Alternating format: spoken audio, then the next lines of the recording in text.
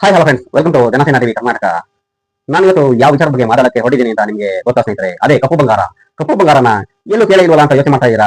ಇದುವರೆಗೂ ನಮಗೆ ಕೇವಲ ಹಳದಿ ಬಂಗಾರ ಮಾತ್ರ ಗೊತ್ತು, ಅಥವಾ ಹಳದಿ ಲೋಹ ಮಾತ್ರ ಗೊತ್ತು. ಈ ಕಪ್ಪು ಬಂಗಾರ ಯಾವುದು, ಇದು ಗ್ರಾಮ್ಗೆ ಎಷ್ಟು ರೇಟು ಅಂತ ಹೆಣ್ಮಕ್ಳು ಯೋಚನೆ ಮಾಡ್ತಾ ಇರಬಹುದು. ಇದು ನೋಡಕ್ಕೆ ಹೇಗಿರುತ್ತೆ ಅಂತ ಯೋಚನೆ ಮಾಡ್ತಾ ಇರಬಹುದು. ಆದ್ರೆ ಈ ಕಪ್ಪು ಬಂಗಾರ ಅಂದ್ರೆ ನೀವು ತಿಳ್ಕೊಂಡಿರೋ ಲೋಹದ ವಸ್ತು ಅಲ್ಲ, ಇದು ಕ್ರೂಡ್ ಆಯಿಲ್. ಇಂದು ಹಲವು ದೇಶಗಳ ನಡುವೆ ಯುದ್ಧಕ್ಕೆ ಕಾರಣ ಆಗಿರೋ ಈ ಕ್ರೂಡ್ ಆಯಿಲ್ ಒಂದು ರೀತಿಯಲ್ಲಿ ಕಪ್ಪು ಬಂಗಾರವೇ ಆಗಿದೆ ಸ್ನೇಹಿತರೆ. ಅಮೆರಿಕ, ಇಸ್ರೇಲ್ ಮತ್ತು ಇರಾನ್ ನಡುವೆ ನಡೆಯುತ್ತಿರುವ ಯುದ್ಧ ಇದೇ ಕ್ರೂಡ್ ಆಯಿಲ್ಗೋಸ್ಕರ ಸ್ನೇಹಿತರೆ. ಈ ಕ್ರೂಡ್ ಆಯಿಲ್ ಮೇಲೆ ಅಧಿಪತ್ಯನ ಸ್ಥಾಪನೆ ಮಾಡಬೇಕು ಅಂತ ಅಮೆರಿಕ ಮತ್ತು ಇಸ್ರೇಲ್ ಇರಾನ್ ಯುದ್ಧ ಮಾಡ್ತಾ ಇದ್ದಾರೆ ಸ್ನೇಹಿತರೆ. ಈ ಕ್ರೂಡ್ ಆಯಿಲ್ ಅಂದ್ರೆ ಏನು? ಇದು ಸಹಸ್ರಾರು ವರ್ಷಗಳ ಹಿಂದೆ, ಅಂದ್ರೆ ಶತಮಾನಗಳಷ್ಟು ಅನ್ನೋಕ್ಕಿಂತ ಲಕ್ಷಾಂತರ ವರ್ಷಗಳ ಹಿಂದೆ ಭೂಮಿಯ ಮೇಲ್ಭಾಗದಲ್ಲಿ ಇದ್ದಂತಹ ಸಮುದ್ರಗಳಲ್ಲಿ ಇದ್ದಂತಹ ಜೀವಿಗಳು ಕಾಲಾನಂತರ ಭೂಗರ್ಭವನ್ನು ಸೇರಿದವು. ಇಂದು ಈ ಅರಬ್ ಅಥವಾ ಕುವೈತ್, ಇಸ್ರೇಲ್, ಇರಾನ್ ಈ ಭಾಗದಲ್ಲಿ ಲಕ್ಷಾಂತರ ವರ್ಷಗಳ ಹಿಂದೆ ಸಮುದ್ರ ಇತ್ತು. ದೊಡ್ಡ ಸಮುದ್ರದ ಭಾಗ ಆಗಿತ್ತು ಸ್ನೇಹಿತರೆ ಈ ಪ್ರದೇಶ. ಈ ಪ್ರದೇಶದಲ್ಲಿ ಜೀವಂತವಾಗಿದ್ದಂತಹ ಸಮುದ್ರ ಜೀವಿಗಳು ಕಾಲಾನಂತರ ಭೂಗರ್ಭವನ್ನು ಸೇರಿದವು. ಈ ಭೂಗರ್ಭವನ್ನು ಸೇರಿದಂತಹ ಜೀವಿಗಳು ಅಲ್ಲಿಯೇ ಹೊಳೆಯುವ ಬದಲು ಒಂದು ರೀತಿಯಲ್ಲಿ ಬೇಯಲು ಶುರುವಾದವು ಸ್ನೇಹಿತರೆ. ಬೇಯಲು ಅಂದರೆ ಭೂಮಿಯ ಒಳಗಿನ ಶಾಖಕ್ಕೆ ಇದು ಬೇಯುತ್ತಾ ಹೋಯಿತು. ಭೂಮಿಯು ಈ ವಸ್ತುವನ್ನು ಬೇಯಿಸುತ್ತಾ ಹೋಯಿತು. ಈ ಬೆಂದಂತಹ ವಸ್ತು ಒಂದು ರೀತಿಯ ಅಂಟು ದ್ರಾವಣವಾಗಿ ಹೊರಹೊಮ್ಮಿತು ಸ್ನೇಹಿತರೆ. ಈ ಅಂಟು ದ್ರಾವಣವೇ ಕ್ರೂಡ್ ಆಯಿಲ್. ಈ ಕ್ರೂಡ್ ಆಯಿಲ್ ಯಾವ ರೀತಿ ಇಂದು ಬಾಕಿ ಆಗ್ತಿದೆ ಅಂತ ಯೋಚನೆ ಮಾಡ್ತಿದ್ದೀರಾ? ಒಂದ್ ಕಾಲದಲ್ಲಿ ಈ ತಿನ್ನೋದಿಕ್ಕೂ ಅನ್ನ ಗತಿಯಿಂದನೇ ಇರುವಂತಹ ರಾಷ್ಟ್ರಗಳಾಗಿದ್ದಂತಹ ಅರಬ್ ರಾಷ್ಟ್ರಗಳು ಇಂದು ವಿಶ್ವದಲ್ಲಿ ಅತಿ ಹೆಚ್ಚು ಶ್ರೀಮಂತ ರಾಷ್ಟ್ರಗಳಾಗಿವೆ. ಇದಕ್ಕೆ ಕಾರಣ ಇದೇ ಕ್ರೂಡ್ ಆಯಿಲ್. ಈ ಕ್ರೂಡ್ ಆಯಿಲ್ ಅರಬ್ ಕಂಟ್ರೀಸ್ ನಲ್ಲಿ ಭಾರಿ ದರದಲ್ಲಿ ಸಿಗುತ್ತೆ ಸ್ನೇಹಿತರೆ. ಆದ್ರೆ ಈ ಕ್ರೂಡ್ ಆಯಿಲ್ ನೇರವಾಗಿ ನಾವು ಕಾರುಗಳಲ್ಲಿ ಅಥವಾ ಬಸ್ಗಳಲ್ಲಿ ಇಂಧನವಾಗಿ ಬಳಸಲಿಕ್ಕೆ ಸಾಧ್ಯ ಇಲ್ಲ. ಯಾಕೆಂದ್ರೆ ಈ ಕ್ರೂಡ್ ಆಯಿಲ್ ಕಪ್ಪು ಬಣ್ಣದ ದ್ರವ ಆಗಿದೆ. ಇದನ್ನ ಫಿಲ್ಟರ್ ಮಾಡಿ ತೆಗೆದ ನಂತರ ಇದರಿಂದ ಬರುವಂತಹ ವಸ್ತುಗಳು petrol, diesel, engine oil, gas, kerosene ಮತ್ತೆ ಟಾರ್ ಸ್ನೇಹಿತರೆ. ಇವುಗಳು ಫಿಲ್ಟರ್ ಮಾಡಿ ತೆಗೆದ ನಂತರ ಇವು ನಮಗೆ ಸಿಗುತ್ತದೆ. ಈ ಕ್ರೂಡ್ ಆಯಿಲ್ ನ ಇಂದು ತೈಲ ಬಾವಿಗಳಿಂದ ಹೊರಗಡೆ ತೆಗೆದಿದ್ದಾರೆ ಸ್ನೇಹಿತರೆ. ಭೂಮಿಯು ಲಕ್ಷಾಂತರ ವರ್ಷಗಳಿಂದ ತಾನು ಬೇಯಿಸಿದಂತಹ ಪದಾರ್ಥಗಳನ್ನು ತನ್ನಲ್ಲಿ, ಅಂದರೆ ಭೂಮಿಯ ಮೇಲ್ಭಾಗದಿಂದ ಸುಮಾರು 1 ಕಿಲೋಮೀಟರ್ನಿಂದ 5 ಕಿಲೋಮೀಟರ್ ಒಳಭಾಗದಲ್ಲಿ ಬಚ್ಚಿಟ್ಟುಕೊಂಡಿತ್ತು. ಈ ಅರಬ್ಬರಿಗೆ ಹಿಂದೆ ಮೀನುಗಾರಿಕೆ ಮಾಡುವುದು, ಖರ್ಜೂರ ಮಾಡುವುದು ಮತ್ತು ಸಮುದ್ರದಲ್ಲಿ ಮುತ್ತುಗಳನ್ನು ಹೆಕ್ಕಿ ತೆಗೆಯೋದು ಬಿಟ್ಟರೆ ಬೇರೆ ಯಾವುದೇ ರೀತಿಯ ಉದ್ಯೋಗ ಇರಲಿಲ್ಲ ಸ್ನೇಹಿತರೆ. ಯಾಕೆಂದ್ರೆ ಅವ್ರು ಗೊತ್ತಿದ್ದು ಕೇವಲ ಇಷ್ಟೇ, ಅವರಿಗೆ ಆ ಮರುಭೂಮಿಯಲ್ಲಿ ಯಾವುದೇ ರೀತಿಯ ಬೆಳೆಗಳನ್ನು ಮಾಡಲು ಸಾಧ್ಯ ಇರಲಿಲ್ಲ. ಕೇವಲ ಸಮುದ್ರದ ಮೀನುಗಳನ್ನು ಹಿಡಿದು ಜೀವನ ಮಾಡುತ್ತಿದ್ದರು ಮತ್ತು ಮರುಭೂಮಿಯಲ್ಲಿ ಅಲ್ಲಲ್ಲಿ ಬೆಳೆದಿದ್ದ, ಅಂದರೆ ಮರುಭೂಮಿಯ ವಯಸ್ಸಿನ ಪಕ್ಕಗಳಲ್ಲಿ ಬೆಳೆಯುತ್ತಿದ್ದಂತಹ ಖರ್ಜೂರಗಳನ್ನು ತಂದು ಅರಬ್ಬರು ಮಾರಾಟ ಮಾಡಿ ಜೀವನ ನಡೆಸುತ್ತಿದ್ದರು ಮತ್ತು ಸಮುದ್ರದ ಆಳದಲ್ಲಿ ದೊರೆತಿದ್ದಂತಹ ಮುತ್ತುಗಳನ್ನು ತೆಗೆದು ಅದರಿಂದ ಹಣ ಗಳಿಸಿ ಜೀವನ ಮಾಡುತ್ತಿದ್ದರು ಸ್ನೇಹಿತರೆ.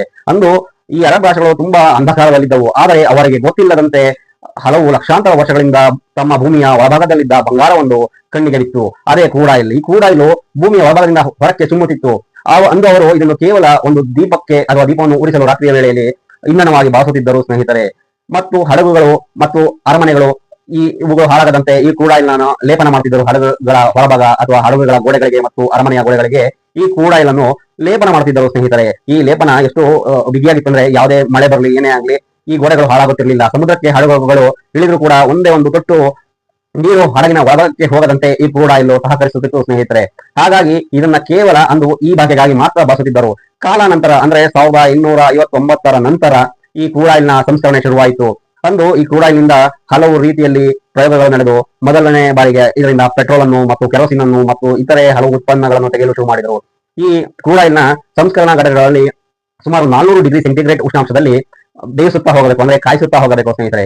ಇದು ಕಾಯ್ದಂತೆಲ್ಲ ಈ ಕ್ರೂಡ್ ಆಯಿಲ್ ನಲ್ಲಿರುವ ಹಲವಾರು ಇತರೆ ಅಂಶಗಳು ಬೇರೆ ಬೇರೆ ಆಗುತ್ತಾ ಹೋಗುತ್ತವೆ. ಮೊದಲಿಗೆ ಪೆಟ್ರೋಲ್ ಸಿಗುತ್ತದೆ, ಪೆಟ್ರೋಲ್ ನಂತರ ಡೀಸೆಲ್ ಸಿಗುತ್ತದೆ, ಡೀಸೆಲ್ ನ ನಂತರ ವಿಮಾನಕ್ಕೆ ಬೇಕಾದ ಇಂಧನ ಸಿಗುತ್ತದೆ, ನಂತರ ಗ್ಯಾಸ್ ಸಿಗುತ್ತದೆ ಸ್ನೇಹಿತರೆ. ಹಾಗೆ ಕೊನೆಯದಾಗಿ ಉಳಿಯುವ ವಸ್ತು ಟಾರ್ ಮತ್ತು ಪ್ಲಾಸ್ಟಿಕ್ ಸ್ನೇಹಿತರೆ. ಇಂದು ಪ್ರತಿಯೊಂದು ರಾಷ್ಟ್ರಗಳು ಕೂಡ ಈ ಕ್ರೂಡ್ ಆಯಿಲ್ ನ ಮೇಲೆ ಡಿಪೆಂಡ್ ಆಗಿವೆ ಸ್ನೇಹಿತರೆ. ಈ ಕ್ರೂಡ್ ಆಯಿಲ್ಗೋಸ್ಕರ ಇಂದು ವಿಶ್ವ ಯುದ್ಧಗಳು ನಡೆಯುತ್ತಿದ್ದಾವೆ ಸ್ನೇಹಿತರೆ. ಎಲ್ಲಾ ದೇಶಗಳು ಕೂಡ ಈ ಕ್ರೂಡ್ ಆಯಿಲ್ ನ ಮೇಲೆ ಡಿಪೆಂಡ್ ಆಗಿವೆ. ಸರಿಸುಮಾರು ಇನ್ನು 50 ರಿಂದ 70 ವರ್ಷಗಳಲ್ಲಿ ಈ ಕ್ರೂಡ್ ಆಯಿಲ್ ಮುಗಿದು ಹೋಗಲಿದೆ ಸ್ನೇಹಿತರೆ. ಹಾಗಾಗಿ ಈ ಅರಬ್ ರಾಷ್ಟ್ರಗಳು ಇಂದು ಇದರ ಅರಿವಾಗಿ ತಮ್ಮ ಆದಾಯವನ್ನು ಹೆಚ್ಚಿಸಿಕೊಳ್ಳಲು ಬೇರೆ ಉದ್ಯಮಗಳತ್ತ ನೋಟವನ್ನು ಬೀರಿವೆ ಸ್ನೇಹಿತರೆ. ಹೇಗೆಂದರೆ ಈ ಅರಬ್ ರಾಷ್ಟ್ರಗಳಲ್ಲಿ ಮುಖ್ಯವಾಗಿ ಕುವೈತ್, ಇರಾನ್, ಇಸ್ರೇಲ್ ಇವುಗಳು ಪ್ರವಾಸೋದ್ಯಮದ ಕಡೆ ಮುಖವನ್ನು ಮಾಡಿವೆ. ತಮ್ಮ ದೇಶವನ್ನು ಒಂದು ಪ್ರವಾಸಿ ತಾಣವನ್ನಾಗಿ ಮಾಡುವತ್ತ ಗಮನ ಹರಿಸಿವೆ ಸ್ನೇಹಿತರೆ. ಈ ಅನಿಲಗಳು ಮುಗಿದು ಹೋದರೂ ಸಹ, ಈ ಇಂಧನಗಳು ಮುಗಿದು ಹೋದರೂ ಸಹ ತಮ್ಮ ದೇಶಗಳಿಗೆ ಪ್ರವಾಸಿಗರು ಬರಬೇಕು ಹಾಗೂ ಅದರಿಂದ ದೇಶಗಳ ಆದಾಯ ಹೆಚ್ಚಬೇಕು ಎಂದು ಇಂದು ನಿರ್ಧರಿಸಿವೆ ಸ್ನೇಹಿತರೆ. ಹಾಗಾಗಿ ಈ ಕ್ರೂಡ್ ಆಯಿಲ್ ಬಿಟ್ಟು ಅವರು ಇತರೆ ಇಂಧನಗಳತ್ತ ಗಮನ ಹರಿಸಿದ್ದಾರೆ ಸ್ನೇಹಿತರೆ. ಹಾಗೆ ಇನ್ನೊಂದು ವಿಚಾರ ಏನಂದ್ರೆ, ಈ ಕ್ರೂಡ್ ಆಯಿಲ್ ಮುಗಿದು ಹೋದ ನಂತರ ಎಲ್ಲಾ ದೇಶಗಳು ಏನು ಮಾಡಬಹುದು, ಯಾವುದರಿಂದ ವಾಹನಗಳನ್ನು ಚಲಾಯಿಸಬಹುದು ಎಂದು ಯೋಚಿಸಿದ್ದಾರೆ ಸ್ನೇಹಿತರೆ. ಈಗಾಗಲೇ ಇದಕ್ಕೆ ಪರ್ಯಾಯವಾಗಿ ಎಲೆಕ್ಟ್ರಿಕ್ ವಾಹನಗಳು ರಸ್ತೆಗಿಳಿದಿದ್ದಾವೆ ಸ್ನೇಹಿತರೆ. ಹಾಗೆ ನೀರಿನಿಂದ ವಾಹನಗಳನ್ನು ಚಲಾಯಿಸುವ ರೀತಿಯಲ್ಲಿ ಆವಿಷ್ಕಾರಗಳು ನಡೆಯುತ್ತಿವೆ. ನೀರಿನಿಂದ ಆಕ್ಸಿಜನ್ ಮತ್ತು ಹೈಡ್ರೋಜನ್ ಅನ್ನು ಬೇರ್ಪಡಿಸಿ ಹೈಡ್ರೋಜನ್ ನಿಂದ ವಾಹನಗಳನ್ನು ಚಲಾಯಿಸುವ ಯೋಜನೆ ಈಗ ಆವಿಷ್ಕಾರ ಅಥವಾ ಪ್ರಯೋಗ ಹಂತದಲ್ಲಿದೆ ಸ್ನೇಹಿತರೆ. ಹಾಗೆ ಸೌರಶಕ್ತಿ ಮತ್ತು ಪವನಶಕ್ತಿಯಿಂದನೂ ಸಹ ವಾಹನಗಳನ್ನು ಚಲಾಯಿಸುವಲ್ಲಿ ಹಲವು ಪ್ರಯೋಗಗಳು ನಡೆಯುತ್ತಿವೆ ಸ್ನೇಹಿತರೆ. ಹಾಗಾಗಿ ಈ ಕಪ್ಪು ದ್ರವ ಇಂದು ಅತಿ ಹೆಚ್ಚು ಬೇಡಿಕೆಯಲ್ಲಿದ್ದು ನಾವು ಬಳಸುವ 1 ಲೀಟರ್ ಪೆಟ್ರೋಲ್ ಕೇವಲ ಹಲವು ಗಂಟೆಗಳಲ್ಲಿ ಮುಗಿದು ಹೋಗುತ್ತದೆ. ಆದರೆ ಈ 1 ಲೀಟರ್ ಪೆಟ್ರೋಲ್ ಅನ್ನು ತಯಾರಿಸಲು ಭೂಮಿಯು ಸರಿಸುಮಾರು ಲಕ್ಷಾಂತರ ವರ್ಷಗಳಿಂದ ತನ್ನ ಭೂಗರ್ಭದಲ್ಲಿ ಬೇಯಿಸಿ ಈ ಇಂಧನಗಳನ್ನು ತಯಾರಿಸಿದೆ ಸ್ನೇಹಿತರೆ. ಈ ಮುಗಿದು ಹೋಗುವ ಇಂಧನಗಳ ಬಗ್ಗೆ ಇಂದು ನಾವು ಎಚ್ಚೆತ್ತುಕೊಳ್ಳಬೇಕಾಗಿದೆ ಸ್ನೇಹಿತರೆ.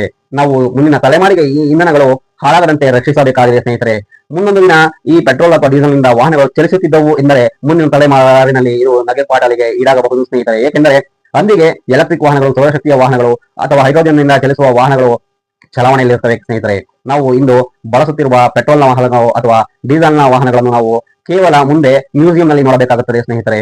ದಯವಿಟ್ಟು ವಿಡಿಯೋ ನೋಡ್ತಾ ಇರೋ ಎಲ್ಲಾ ಸ್ನೇಹಿತರು ನನ್ನ ವಿಡಿಯೋಗೆ ಒಂದು ಲೈಕ್ ಕೊಟ್ಟು ಶೇರ್ ಮಾಡಿ, ಸಬ್ಸ್ಕ್ರೈಬ್ ಮಾಡೋದು ಮರಿಬೇಡಿ. ಜೈ ಹಿಂದ್.